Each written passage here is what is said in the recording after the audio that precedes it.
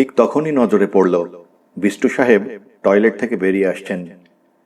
প্রাণ ফিরে পাওয়ার মতো আনন্দে ছুটে গেল কাছে। মেজর কোথায়? তোমরা তো একসঙ্গে গেলে, কেন সে হারিয়ে গেছে নাকি? না, আমরা একটু আলাদা হয়ে পড়েছিলাম, তারপর আর খুঁজে পাচ্ছি না।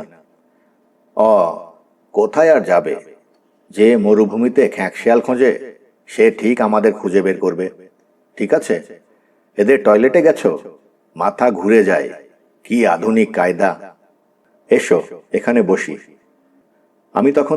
আমি তখন থেকে বিখ্যাত জার্মানদের নাম ভেবে যাচ্ছি, কিন্তু হিটলার এমন জায়গা দখল করে বসে আছেন যে হিটলার টিটলার ছাড়া আর কারো নাম মনে আসছে না। তুমি দু একটা নাম মনে করিয়ে দাও তো। বিষ্টু সাহেব চোখ বন্ধ করলেন। অর্জুন হাসল। বেকেন বাওয়ার, বিখ্যাত ফুটবলার ম্যাক্স মুলার। হ্যাঁ হ্যাঁ হ্যাঁ, ঘন ঘন মাথা নাড়লেন বিষ্টু সাহেব। ঠিক আছে, হিটলার মরে গেছেন, এখন আমার মাথায় সব বিখ্যাত দার্শনিক, কবি, সাহিত্যিক, বিজ্ঞানীরা এসে গেছেন। শোপেনহাওয়ারের নাম শুনেছ? দার্শনিক। যেন ঋতরাজ্য ফিরে পেয়েছেন এমন ভঙ্গি করলেন বিষ্টু সাহেব। ঠিক তখনই মেজরকে দেখা গেল হন্তদন্ত হয়ে ছুটে আসতে। প্যানাম থেকে প্যাসেঞ্জারদের ডাকছে, আর আপনারা এখানে গপ্প করছেন? প্লেন চলে যাবে আপনাদের ফেলে। চলুন চলুন। আর তুমি, আমাকে না বলে তুমি চলে এলে। প্রায় দাঁড়িয়ে মেজর নিয়ে এলেন প্যানাম এয়ারলাইন্সের কাউন্টারে। সেখানে তখন লাইন পড়ে গেছে। হঠাৎ বিষ্টু সাহেব চেঁচিয়ে উঠলেন, আমার ওষুধের কৌটো! মেজর হতভম্ব হয়ে জিজ্ঞেস করলেন, কি ওষুধ? হার্টের। ডাক্তার বলেছিল সব সময় সঙ্গে রাখতে, আমি কৌটোয় রেখেছিলাম। আর নেই সঙ্গে? কি ওষুধ, নাম বলুন, পাশেই মেডিসিন শপ। চটপট। কিন্তু কিন্তু ওই কৌটোর তলায় হীরের আংটি রেখেছি। হীরের আংটি? মেজরের দাড়িগুলো যেন ঝুলে পড়ল। শুনেছিলাম কাস্টমস খুব চেক করে, যদি আঙুলে থাকলে না নিতে দেয়, তাই ওষুধের কৌটোয় রেখে দিয়েছিলাম। প্রথম আমেরিকায় যাচ্ছি, ভাগ্নিকে দেব বলে। প্রায় কেঁদে ফেললেন ভদ্রলোক। অনেক দাম, অনেক। কোথায় ফেলেছি? অর্জুন জিজ্ঞেস করল, আপনি কি এখানে আসার সময় পকেটে রেখেছিলেন? ইয়েস, আমি চেয়ারে বসে দেখেছি কৌটোটা, রিয়েল ডায়মন্ড। ঠিক আছে। সঙ্গে সঙ্গে মেজর ছুটলেন বিষ্টু সাহেব যেখানে চেয়ারে বসেছিলেন সেখানে। অর্জুন যে রাস্তায় ওরা হেঁটে এসেছিল সেটা দেখতে লাগলো, আর বিষ্টু সাহেব কাঁদো কাঁদো ভঙ্গিতে একটি জার্মান পুলিশকে ব্যাপারটা বোঝাতে চাইলেন। অনেক স্মৃতি বিজড়িত আংটি। খুঁজতে খুঁজতে অর্জুন অনেকটা চলে এলো। এত মানুষ হাঁটাচলা করছে, পায়ের তলায় ছোট ঔষধের কৌটোটা দেখলে নিশ্চয়ই কেউ পকেটে পুরবে না। কিন্তু যাবে কোথায়? বিষ্টু সাহেব পুলিশকে কি বলছেন তিনিই জানেন, কিন্তু পুলিশ যদি জিজ্ঞেস করে হীরের আংটি কেন তিনি ওভাবে লুকিয়ে নিয়ে যাচ্ছিলেন, তাহলে উত্তরটা কি বিশ্বাসযোগ্য হবে? মিনিট 10 কেটে গেল, তবু কৌটোর হদিস পেল না অর্জুন। শেষে হতাশ হয়ে যখন ফিরছে, তখন টয়লেট সাইনটা নজরে পড়ল। মুখ ধুতে গিয়ে ওখানে ফেলে আসেননি তো? অর্জুন দরজা ঠেলে ভেতরে ঢুকল। দারুণ ঝকঝকে আধুনিক টয়লেট। অর্জুন মেঝেতে নজর বুলিয়ে কিছুই পেল না। শেষ লোকটি বেরিয়ে গেলে সে ফিরতেই ব্যাগটাকে দেখতে পেল। একটা ভারী ব্যাগ টুপি রাখার স্ট্যান্ডে ঝুলছে। নিশ্চয়ই কেউ ভুল করে এটাকে ফেলে গিয়েছে। কাছাকাছি হতেই সে চমকে উঠল। এটাকে সে সিগারেট না জ্বালানো লোকটার নিষ্ঠুর দেখতে সঙ্গীটির সঙ্গে দেখেছিল। হ্যাঁ, অবিকল সেই ব্যাগ, কিন্তু সেই লোকটা তো ভুলে ফেলে যাওয়ার পাত্র নয়। অর্জুন দ্রুত এগিয়ে গিয়ে ব্যাগটা তুলে নিয়ে পাশের খোলা ল্যাট্রিনের ভেতরে ঢুকে দরজা বন্ধ করে দিল। দ্রুত হাতে ব্যাগটা খুলে তেমন কিছু সন্দেহজনক জিনিস দেখতে পেল না অর্জুন। কয়েকটা ছেঁড়া মোজা, ভারী মোটা মোটা অঙ্কের বই, তোয়ালে, এইসব। অর্জুন হতাশ হয়ে দরজাটা খুলতেই চমকে উঠল। সামনে দাঁড়িয়ে আছে রোগা মতন একজন জার্মান, যার নাকের ওপর সরু ফ্রেমের স্টেনলেস স্টিলের চশমা। অর্জুন বেরিয়ে আসা মাত্র লোকটি বলল, গুটেন থাক। অর্জুনের ভেতরটা কেঁপে উঠল। সে কাঁপা গলাতেই ইংরেজিতে বলল, আমি আপনার কথা বুঝতে পারছি না। লোকটি হাসল। তারপর হাত বাড়িয়ে দরজাটা ধরে ভেতরে ঢুকে গিয়ে সেটাকে বন্ধ করল। প্রচণ্ড দুর্বল মনে হচ্ছিল শরীরটা। লোকটার প্রয়োজন বেড়ে গিয়েছিল এবং সব কটা ল্যাট্রিনে লোক থাকায় সে বিব্রত ছিল, এটা বুঝতে সময় লাগলো। তারপর ঝটপট ব্যাগটাকে হ্যাট র্যাকে ঝুলিয়ে দিয়ে সে বাইরে বেরিয়ে এলো। মেজর অর্জুনকে দেখে বললেন, পাওয়া গিয়েছে, চলো, আমাদের ডাক এসে গিয়েছে। পাওয়া গিয়েছে? কি করে পাওয়া গেল? অর্জুন অনেকক্ষণ পরে খুশি হলো। ওটা ওর কোটের ভেতরের পকেটেই ছিল। যা বাবা! অর্জুন বিষ্টু সাহেবের দিকে তাকালো। তিনি তখন অত্যন্ত মন দিয়ে একটি কাগজ পড়ছেন। এইসব কথাবার্তা যেন ওর কানেই যাচ্ছে না। প্লেনে বসে এবার অর্জুন ঘড়ির দিকে তাকালো। যত তারা এগোচ্ছে তত পাল্লা দিয়ে ঘড়ির কাঁটা পাল্টাতে হচ্ছে। ব্যাপারটা এমন দাঁড়াবে যে ভারতবর্ষ ছাড়ার তারিখটা 22 ঘন্টা পরেও আমেরিকায় পৌঁছে একই থেকে যাবে। বিষ্টু সাহেব এখনো কাগজ পড়ছেন। বোধহয় কৌটোটা ভুল পকেটে রেখে হইচই বাঁধাবার জন্য বেশ লজ্জিত হয়ে পড়েছেন। হঠাৎ কোমরে একটা খোঁচা খেল অর্জুন। পাশে তাকাতেই দেখল বিষ্টু সাহেব খুব উত্তেজিত ভঙ্গিতে খবরের কাগজের একটা অংশের দিকে দৃষ্টি আকর্ষণ করছেন। ইংরেজি কাগজটার শেষ পাতায় বক্স করে ছাপা হয়েছে। জোনস অ্যান্ড জোনস কোম্পানি জানাচ্ছে যে তাদের চুরি যাওয়া একটি লাইটার যে খুঁজে দেবে বা হদিশ কিংবা সূত্র জানাবে, তাকে 10,000 আমেরিকান ডলার পুরস্কার দেওয়া হবে। আমেরিকান এই কোম্পানিটির হারানো লাইটারটি মানব সভ্যতার ক্ষতি করতে পারে। সম্প্রতি হামবুর্গ শহরে গ্রোসে ফ্রেইহিট স্ট্রিটের দ্য ট্যাবু ক্লাবে জোনস অ্যান্ড জোনস কোম্পানির হারানো লাইটারটির একটি নকল পাওয়া গিয়েছে। প্রথম বোতামটি সক্রিয় ছিল, কিন্তু দ্বিতীয় বোতাম কার্যকর ছিল না। অনুমান করা হচ্ছে এই অঞ্চলে ওই জাল কারবারিদের আনাগোনা হচ্ছে। প্রসঙ্গত মনে করিয়ে দেওয়া যেতে পারে, একজন তরুণ ভারতীয় গোয়েন্দা হারানো লাইটারের জুড়িটিকে ধ্বংস করেছেন। মেজর বিরক্ত হচ্ছিলেন খবরের কাগজ নিয়ে এই ধরনের উত্তেজনায়। বিষ্টু সাহেব বললেন, ওদের তোমার নাম দেওয়া উচিত ছিল, আমি প্রতিবাদপত্র লিখব, ঠিক আছে? সেই সময় চোখ তুলতেই অর্জুন অবাক হলো। সেই লোক দুটো ঢুকছে। বোর্ডিং কার্ড হাতে নিয়ে সিট নাম্বার খুঁজতে খুঁজতে ওদের পেরিয়ে চলে গেল। সেই গুন্ডা মতন লোকটার হাতে এখন ব্যাগ নেই, আর সুবেশ মানুষটির হাতে সিগারেট একইভাবে না ধরিয়ে রাখা আছে।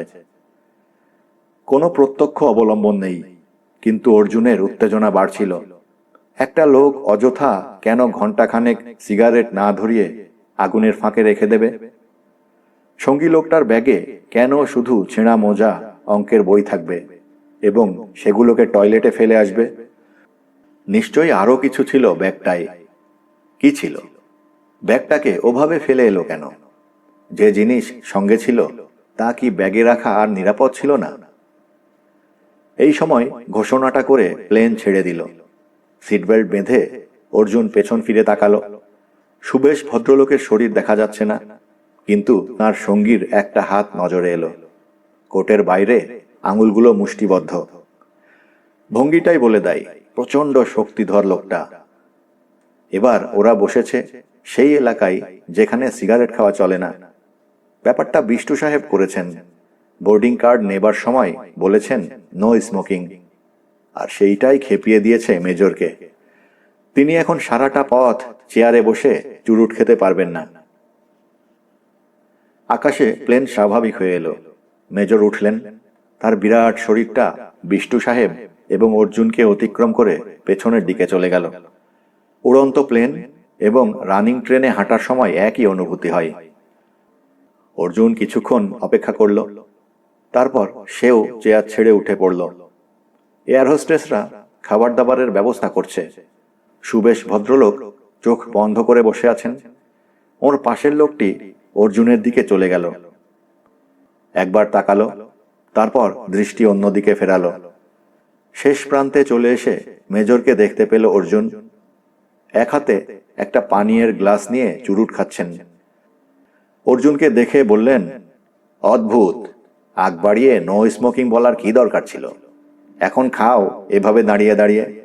আমি নিউ ইয়র্কে পৌঁছেই কেটে পড়ছি। কোথায় যাবেন? আমার ফ্ল্যাটে।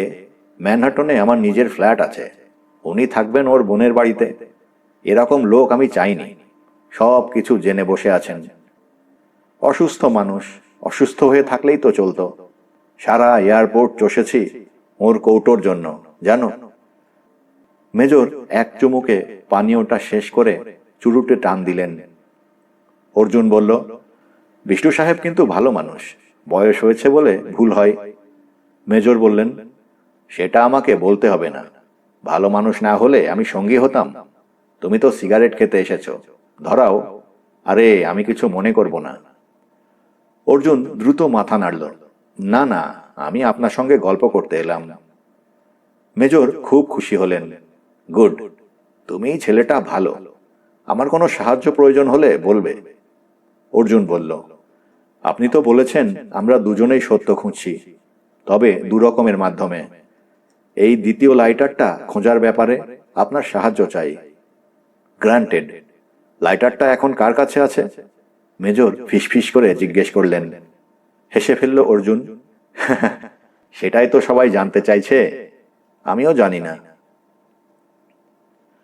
ওপর থেকে মনে হচ্ছিল একেই বোধহয় বলে হীরের মালা। কেনেডি এয়ারপোর্টের আলো নিউ ইয়র্ক শহরকে রহস্যময় করে তুলেছিল। বিষ্ণু সাহেব আপ্লুত হয়ে বললেন, অনবদ্য, দারুণ দৃশ্য, তাই না? প্লেন থেকে নেমে প্রথমেই অর্জুনের মনে হলো সে আমেরিকায়। ঠান্ডা তো তেমন নেই। তারপরে খেয়াল হলো তারা প্লেনের পেট থেকে সোজা চলে এসেছে এয়ার কন্ডিশনড বিল্ডিং এর ভেতরে। বাইরের ঠান্ডা এখানে ঢুকবে কেন? কিন্তু এয়ারপোর্ট বিল্ডিং এর ভেতরে এসে মনে হচ্ছে যেন খুব বড় কোনো শহরে ঢুকে পড়েছে। এত ব্যস্ততা, কিন্তু তাড়াহুড়ো নেই, চিৎকার নেই। অর্জুন লক্ষ্য করছিল সেই দুটো লোককে। ইমিগ্রেশন এবং কাস্টমসের বাধা ডিঙিয়ে ওরা তাদের সঙ্গে বাইরে বেরিয়ে এলো। এখন সুবেশ লোকটির হাতে সিগারেট নেই। প্লেনের ক্যারিয়ারে রাখা মালপত্রের জন্য সবাই যখন অপেক্ষা করছিল, তখনই ওদের দুটো সুটকেস এসেছিল। সুবেশ লোকটা যে সুটকেসটি ধরেছিল তার ওপর লেখা আছে 1532, রাস্তা 30, ম্যানহাটন। বিষ্ণু সাহেবের বোন এবং ভগ্নিপতি এসেছিলেন এয়ারপোর্টে। দাদাকে পেয়ে স্বভাবতই খুব খুশি। তারা এবং বিষ্ণু সাহেব চাইছিলেন অর্জুন ওদের ওখানে উঠুক, কিন্তু প্রত্যেকের অনুরোধ নস্যাৎ করে দিলেন মেজর। না না, এখন থেকে আমাদের একসঙ্গে অনেক কাজ করতে হবে। তোমাদের ওখানে মাঝে মাঝে দেখা করতে যাব। আলাদা গাড়িতে ওঠার আগে বিষ্ণু সাহেব বললেন, শরীরটা একটু সারিয়ে তুলি, তারপর তোমার সঙ্গে যাব। অভিযান হলে আমাকে বাদ দিও না, ঠিক আছে? মেজর ট্যাক্সি নিলেন না। বললেন, ট্যাক্সিতে ওঠা মানে গলা বাড়িয়ে দেওয়া। ডলার যাবে এক গাদা। তার চেয়ে বাসে উঠি এসো। বাইরে কিন্তু বেশ ঠান্ডা। অর্জুনের খুব শীত করছিল। একটা পুরো হাতা সোয়েটারে শীত আটকাচ্ছে না। সঙ্গের মালপত্র বেশি না থাকায় বাসে আপত্তি করল না কেউ। ঢোকার সময় 90 সেন্ট জমা দিয়ে ঢুকতে হয়। মেজরই দুজনেরটা দিয়ে দিলেন। সন্ধে হয়েছে। রাত্রের নিউ ইয়র্ক দেখতে জানলার বাইরে তাকাচ্ছিল সে। মেজর বললেন, নো, এটা নিউ ইয়র্ক নয়, কেনেডি শহর থেকে অনেক দূরে। বাসে সাদা কালো দুই ধরনের মানুষ আছে। প্রত্যেকের অঙ্গে ভালো শীতবস্ত্র। হঠাৎ নিজেকে খুব গরিব গরিব বলে মনে হচ্ছিল। বাইরে তাকিয়ে অর্জুন শুধু বুঝতে পারল তারা দারুণ ঝকমকে একটা রাস্তা দিয়ে যাচ্ছে।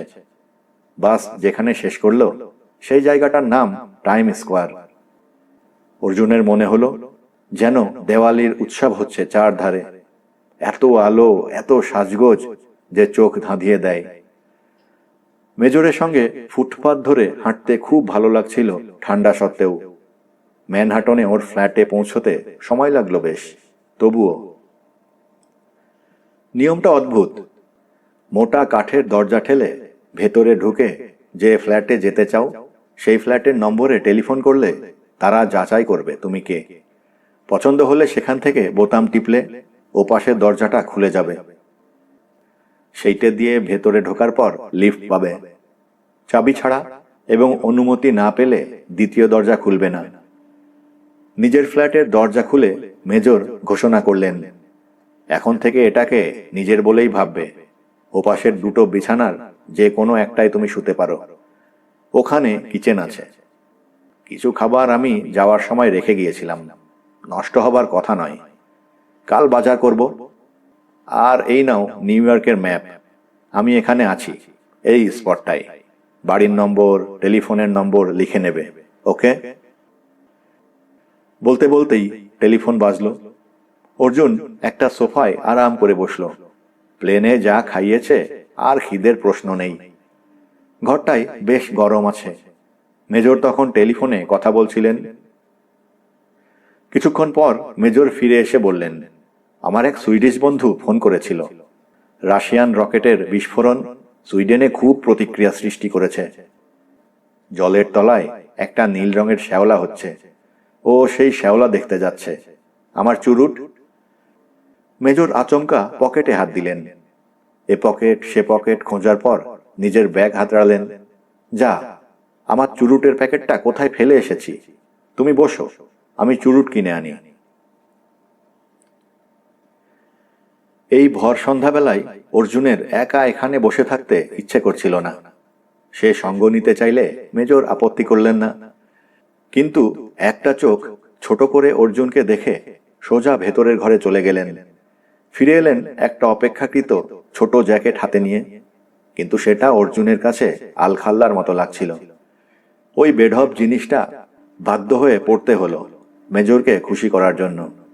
কিন্তু বাইরে বেরিয়ে যে আরাম হলো, তাতে মনে মনে মেজরকে ধন্যবাদ জানালো অর্জুন। জায়গাটার নাম ম্যানহাটন। দুপাশে উঁচু উঁচু বাড়ি, দোকানপাট কম। সন্ধে পার হওয়ায় লোকজনও দেখা যাচ্ছে না। অর্জুনের চট করে সুটকেসের ওপরে দেখা ঠিকানাটার কথা মনে পড়ল। সে মেজরকে জিজ্ঞেস করতে মেজর বললেন, মিনিট 10 হাঁটা। কে থাকে সেখানে? একবার সেই বাড়িটার সামনে যেতে পারি। তুমি হাঁটতে পারলে আমার আপত্তি কি? আহা, এই দোকানটা বন্ধ কেন? মেজর চুরুটের দোকান খুঁজতে খুঁজতে হাঁটছিলেন। এদিকের রাস্তায় মানুষজন কম কেন?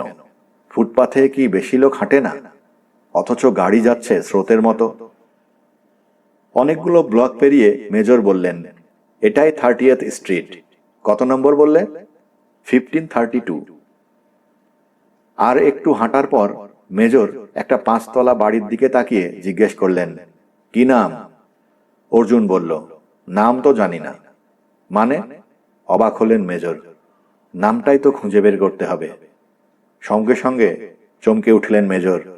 আইসি, এক্সপিডিশন। ওরা দাঁড়িয়েছিল বাড়িটার উল্টো ফুটপাথে।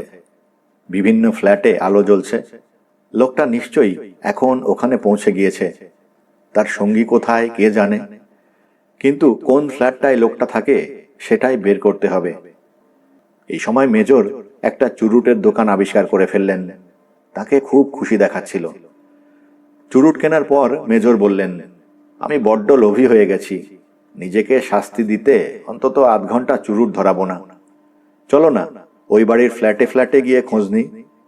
কি খোঁজ নেবেন? তাও তো বটে, বাড়ির নম্বর জানো কিন্তু লোকের নাম জানো না। অথচ 10টা ফ্ল্যাট হবে এখানে। লোকটাকে চেনো তো? হ্যাঁ, চিনি। তাহলে দাঁড়িয়ে থাকো, এক সময় না এক সময় বের হবেই। মেজর ওপাশে তাকালেন। সেখানে একটা দোকানের ওপর দাবার বোর্ডের সাইনবোর্ড। দারুণ। তুমি এখানে দাঁড়িয়ে লক্ষ্য করে যাও, আমি ততক্ষণ এক হাত খেলে আসি। কি খেলবেন? অর্জুন অবাক। দাবা। একটা গেম জিতলে $10, হারলেও তাই দিতে হবে। তবে এ শর্মা কখনো রিস্ক নেয় না অভিযান ছাড়া। মেজর আর দাঁড়ালেন না। ঠান্ডা এড়াতে অর্জুন একটা ছাউনির তলায় এসে দাঁড়ালো। এত রাতে অতটা পথ উড়ে এসে লোকটা নিশ্চয়ই বাড়ি থেকে বের হবে না। এখনো কোনো সন্দেহজনক কাজ লোকটা করেনি, কিন্তু ওর সঙ্গী করেছে। ব্যাগটাকে ফ্র্যাঙ্কফুর্টের টয়লেটে ফেলে এলো কেন? হয়তো পুরোটাই অন্ধকারে হাতড়ানো। তবু অর্জুনের মন মানছিল না। মিনিট 15 যাওয়ার পর অর্জুন রাস্তাটা পেরিয়ে বাড়িটার সামনে এলো। সিঁড়ি বেয়ে ওপরে উঠতেই প্যাসেজ পেরিয়ে লিফট, তার গায়েই একটা বোর্ডে বিভিন্ন ফ্ল্যাটের অধিবাসীদের নাম লেখা। তা দেখে তো কিছু বোঝা মুশকিল। অর্জুন রাস্তায় বেরিয়ে দাবা খেলার দোকানে চলে এলো। মেজর ততক্ষণে $20 হেরেছেন। জোন্স অ্যান্ড জোন্স কোম্পানিতে অর্জুনের যে অভ্যর্থনা হলো তা কল্পনার বাইরে। স্বয়ং কোম্পানির চেয়ারম্যানের পিএ এসেছিল মেজরের ফোন পেয়ে গাড়ি নিয়ে।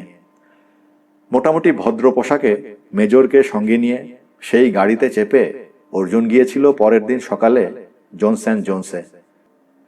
কোম্পানির চেয়ারম্যান বৃদ্ধ মানুষ। তিনি পরের দিন বারংবার ওকে ধন্যবাদ দিলেন প্রথম লাইটারটি খুঁজে বের করার জন্য। তিনি অনুযোগ করলেন কেন অর্জুন তাদের জানালো না কোন ফ্লাইটে সে আসছে। অর্জুনের আমেরিকায় থাকা খাওয়া এবং সমস্ত রকম খরচ ছাড়া কিছু পুরস্কারের প্রস্তাব দিলেন তিনি। মেজর জানালেন অর্জুন তার অতিথি, এখন দ্বিতীয় লাইটারটা খুঁজতে তারা ব্যস্ত। আমেরিকাতে অর্জুন তাই তার কাছেই থাকবে। শেষ পর্যন্ত ব্যবস্থা হলো এইরকম, যখনই যা দরকার হবে তা অর্জুন মিস্টার স্মিথ বলে এক ভদ্রলোককে জানাবে, তিনি সঙ্গে সঙ্গে তার ব্যবস্থা করবেন। চেয়ারম্যান আরও জানালেন ফেডারেল ব্যুরো অফ ইনভেস্টিগেশন তাকে জানিয়েছেন যে নকল লাইটারের কারবারিরা আপাতত তাদের কার্যকলাপ বন্ধ রেখেছে, কিন্তু যতক্ষণ না দ্বিতীয় লাইটারটা খুঁজে পাওয়া যাচ্ছে ততক্ষণ কোম্পানি নিশ্চিন্ত হতে পারছে না। জোন্স অ্যান্ড জোন্স থেকে বের হতে প্রায় দুপুর হয়ে গেল। মেজর ওকে নিয়ে ঢুকলেন ম্যাকডোনাল্ড কোম্পানির রেস্তোরাঁয়। অল্প দামে ভালো খাবার দেওয়ার জন্য এই কোম্পানি প্রতিটি শহরে এই রকম অনেক দোকান করেছে। মেজর কাউন্টার থেকে খাবার আনতে গেলে অর্জুন রাস্তার মুখোমুখি একটা চেয়ারে বসল। কাল থেকে একটা ব্যাপার সে এখানে তেমন দেখতেই পাচ্ছে না। আমেরিকার লোকেরা কি সিগারেট খায় না? একটা মানুষও চোখে পড়ছে না যার হাতে সিগারেট আছে। একমাত্র মেজর ছাড়া চুরুট খাচ্ছেন এমন কেউ সামনে আসেনি। তাছাড়া মেজর চুরুট কিনেছিলেন একটা পেট্রোল পাম্প থেকে, তারাই সিগারেট চুরুট বিক্রি করে। অর্জুন রাস্তাটা দেখল, কারো মুখ থেকে ধোঁয়া বের হচ্ছে না। অথচ এ দেশের কোম্পানি লাইটার তৈরি করেছিল বাজারে চালু করতে।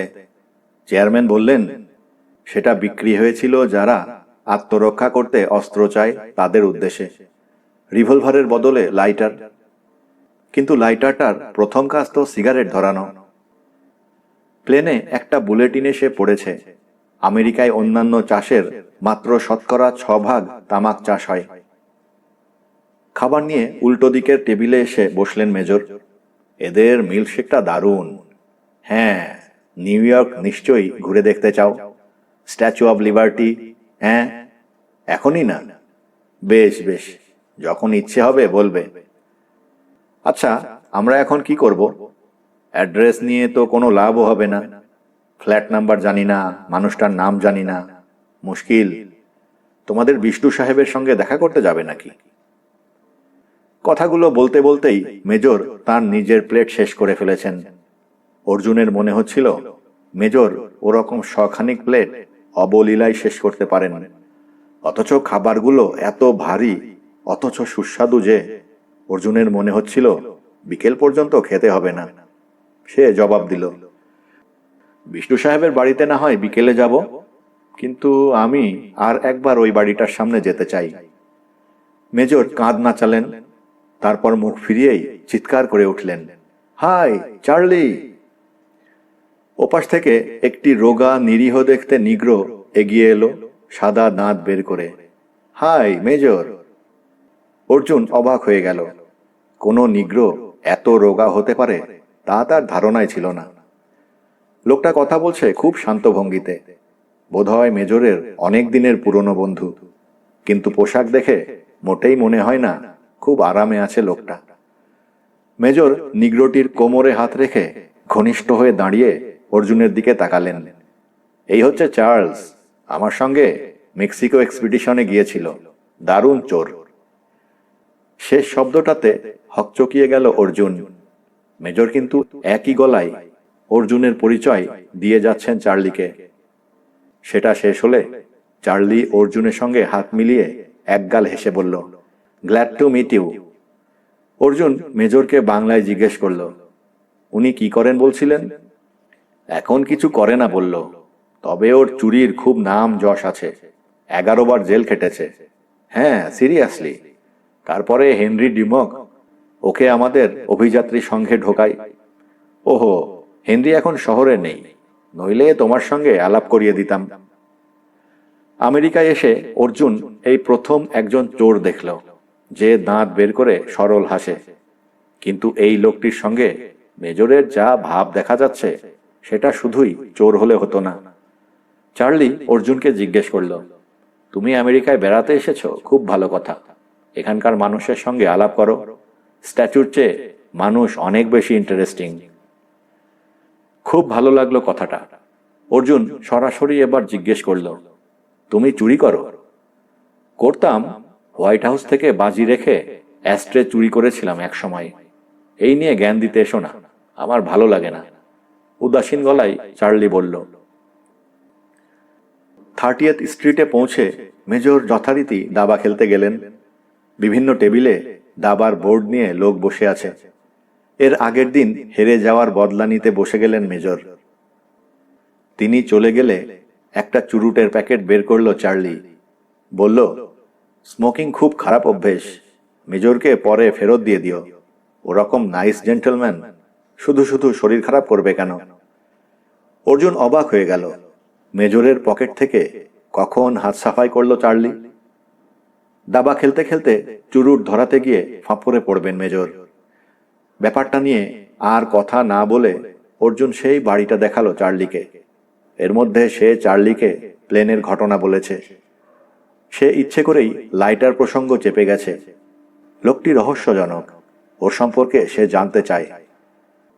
চেহারার বর্ণনা শুনেছে চার্লি, তারপর হেসে বলেছে, তোমার কথা শুনে মনে হচ্ছে ইতালিয়ান। ইতালিয়ানরা রেস্টুরেন্টে খেতে খুব ভালোবাসে। ওই ব্লকে একটা ইতালিয়ান রেস্টুরেন্ট আছে। এখন তো লাঞ্চ খাওয়ার সময়, চলো ওখানে যাওয়া যাক। ওদের পল্লবলিত খেতে আমার খুব ভালো লাগে। ব্যাপারটায় মন সায় না দিলেও অর্জুন রাজি হলো। তার পকেটে কয়েকটা ডলার একই অবস্থায় রয়েছে। চার্লির অভিজ্ঞতা যদি ঠিক হয়, তাহলে ইতালিয়ান রেস্টুরেন্টের মালিক নিশ্চয়ই এই লোকটার বর্ণনা শুনে চিনতে পারবে। রেস্টুরেন্টটা বড়, শুধু ইতালিয়ান নয়, অন্যান্য জাতের লোকেরা যেভাবে খাচ্ছে টেবিলে টেবিলে, তাতে এই দোকানের রান্না সম্পর্কে সন্দেহ থাকছে না। চার্লি আর অর্জুন একটা টেবিলে বসতেই বয় এসে মেনু এগিয়ে দিল। অর্জুন লেখার মাথা মুন্ডু বুঝতে পারছে না দেখে চার্লি জিজ্ঞেস করল, তোমার কি এখনো খিদে আছে? অর্জুন মাথা নাড়ল, না, মেনুটা দেখছিলাম শুধু। চার্লি বলল, তুমি তাহলে একটা জেলাটো খাও। নিজের খাবারটাও দিতে বলল সে। এটা যে এক প্রকারের আইসক্রিম, তা দেওয়ার পর বুঝতে পারল অর্জুন। সে তাই খেতে খেতে চারপাশে মুখ ফিরিয়ে দেখছিল। না, কোথাও সেই সুবেশ ভদ্রলোক নেই। খাওয়া হয়ে গেলে অর্জুন দাম মেটালো। মোটা $6 খরচ হলো তার। এবং তখনই নজরে পড়ল সেই গুন্ডা টাইপের লোকটাকে। কাউন্টার থেকে খাবার প্যাকেট নিয়ে সে বেরিয়ে যাচ্ছে। সঙ্গে সঙ্গে অর্জুন ইশারা করল চার্লিকে। চার্লি চোখ ছোট করে দেখল লোকটাকে। ওরা খানিকটা দূরত্ব রেখে অনুসরণ করছিল। হঠাৎ চার্লি দ্রুত এগিয়ে গিয়ে লোকটার পাশাপাশি হাঁটতে লাগলো। লোকটা আর চোখে চার্লিকে একবার দেখল। ওরা দুজনে একসঙ্গে লিফটে উঠে যেতে অর্জুন থমকে দাঁড়ালো। লিফটে আরো দুজন মহিলা উঠলেন। মিনিট 5 বাদে চার্লি নেমে এলো শীষ দিতে দিতে। অর্জুন খুব উত্তেজিত ছিল। সে জিজ্ঞেস করল, কি হলো, তুমি সোজা উপরে চলে গেলে? সোজা উপরে? ও নামলো 3 তলায়, বাঁ হাতের প্রথম ফ্ল্যাটে। আমি 5 তলায় উঠে একটু সময় নিয়ে ফিরে এলাম। চলো একটু ওপাশে যাই। দ্রুত পা চালিয়ে একটু আড়ালে চলে এসে পকেট থেকে একটা ব্যাগ বের করলো চার্লি, মানি ব্যাগ। অর্জুন জিজ্ঞেস করল, কি ব্যাপার? এটা ওই লোকটার পকেটে ছিল, কি আছে দেখি এর মধ্যে। বাহ, প্রচুর ডলার আছে। 10, 20, 30, উফ, 160। লোকটার ছবি, আর্মান্ডো ডি কোরো। চার্লি হাসল। লোকটা সত্যি ইতালিয়ান। তুমি তুমি ওর ব্যাগ চুরি করেছ? অর্জুন বিশ্বাস করতে পারছিল না, কিন্তু ও জানবে পকেট থেকে পড়ে গেছে। এবার অর্জুন হাসল। চার্লি চমৎকার একটা রাস্তা বের করেছে ওই ফ্ল্যাটে যাওয়ার। চার্লি ওকে ব্যাগটা দিয়ে বলল, ও আমাকে দেখেছে, আমি গেলে সন্দেহ করতে পারে। যদি দরকার মনে করো তাহলে তুমি যাও। অর্জুন এক মুহূর্ত ভাবল, দোকানে না খেয়ে প্যাকেটে করে যখন খাবার নিয়ে এসেছে, বোঝাই যাচ্ছে আর একজন ঘরে আছে। দুটো লোককে একসঙ্গে কিভাবে ম্যানেজ করা যাবে? ঠিক তখনই দেখা গেল গুন্ডা গোছের লোকটা উদ্ভ্রান্তের মতো বাড়িটা থেকে বেরিয়ে রাস্তার দিকে হেঁট হয়ে খুঁজতে খুঁজতে এগিয়ে যাচ্ছে। অর্জুন চটপট এগিয়ে গেল বাড়িটার দিকে। লোকটিকে এড়িয়ে সোজা 3 তলায় উঠে বাঁ দিকের ফ্ল্যাটের বোতাম টিপতেই সেই সুবেশ ইতালিয়ানটি দরজা খুলে কিঞ্চিত অবাক গলায় জিজ্ঞেস করলেন, ইয়েস? ব্যাগ থেকে ছবিটা বের করে অর্জুন হাতে রেখেছিল, সেটা দেখিয়ে জিজ্ঞেস করল, মিস্টার আর্মান্ডো এখানে থাকেন কি? হ্যাঁ, কি চাই? আমার কিছু চাই না। উনি কি কিছু হারিয়েছেন? হ্যাঁ, কিন্তু কেন? ব্যাগটা আমি রাস্তায় কুড়িয়ে পেয়েছি। সঙ্গে সঙ্গে ভদ্রলোকের মুখে হাসি ফুটল। বললেন, ভেতরে আসুন। আর্মান্ডো ওই ব্যাগটাকে খুঁজতে বেরিয়েছে। কি নাম আপনার? আমি পাউলো। আমি অর্জুন, প্রাচ্য দেশ থেকে এসেছি। ইচ্ছে করেই ভারত শব্দটা উচ্চারণ করল না সে। আই সি, কিন্তু আপনাকে খুব চেনা চেনা মনে হচ্ছে। কোথায় দেখেছি বলুন তো? আমি এদেশে নতুন। অর্জুন অস্বস্তিতে পড়ল। এই সময় দরজায় আর্মান্ডো এসে দাঁড়াল। তার মুখে চোখে বিভ্রান্তি। পাউলো বললেন, এই ভদ্রলোককে ধন্যবাদ দাও হে, তোমার ব্যাগ রাস্তায় পেয়ে ফেরত দিতে এসেছেন। অর্জুন ব্যাগটা ফেরত দিতেই আর্মান্ডো সেটাকে খুলে ডলারগুলো গুনে বলল, ধন্যবাদ, কিন্তু আমার পকেট থেকে কখনোই ব্যাগ পড়ে না, তবু ধন্যবাদ। অর্জুন পকেট থেকে সিগারেটের প্যাকেট বের করে বলল, আমি একটু আগুন পেতে পারি? পাউলো বললেন, নিশ্চয়ই। তারপর উঠে একটা দেশলাইয়ের পাতা এগিয়ে দিল। আপনাকে আমি ফ্রাঙ্কফুর্টে দেখেছি। ইয়েস, আপনি কাল এদেশে এসেছেন। তার মানে আমরা একই প্লেনে ছিলাম, তাই না? অর্জুন বিপদের গন্ধ পেল। পাউলোর স্মৃতিশক্তি সম্পর্কে সে ভুল ভেবেছিল। অমলসম হলে নিশ্চয়ই এই ভুলটা করতেন না। সে নীরবে মাথা নাড়ল। পাউলো বললেন, তাহলে কি ধরে নেব আর্মান্ডোর পকেট থেকে ওই ব্যাগটা পড়েনি? অর্জুন উঠে দাঁড়ালো। কি বলতে চান? কিছুই না, দাঁড়ান। আপনি সিগারেট না ধরিয়ে চলে যাচ্ছেন, আমি ওটা ধরিয়ে দিচ্ছি। পকেট থেকে লাইটার বের করলেন পাউলো। অর্জুন চমকে উঠল। জোনস অ্যান্ড জোনস কোম্পানির এই লাইটার। তার কোনো দিনও ভুল হবার কথা নয়। আর্মান্ডো তখন দরজাটা বন্ধ করছে। প্রথম বোতাম টিপলেন পাউলো। নিন, সিগারেটের ডগাটা এখানে আনুন, ধরে যাবে। হাসলেন তিনি। বাহ, আপনি জানেন দেখছি।